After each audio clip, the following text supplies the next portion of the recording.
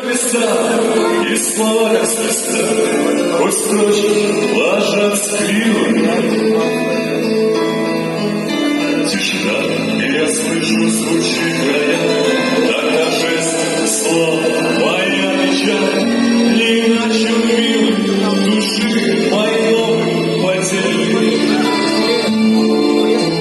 Так хочется незнакомых рук, и чертовски приятно, и влажных губ, женской нежности и тишины, всю неделю.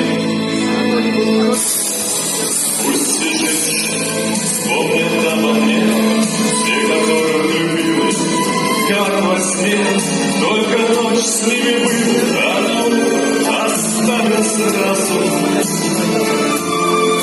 Только лишь одну не оставлю я, это вера, надежда.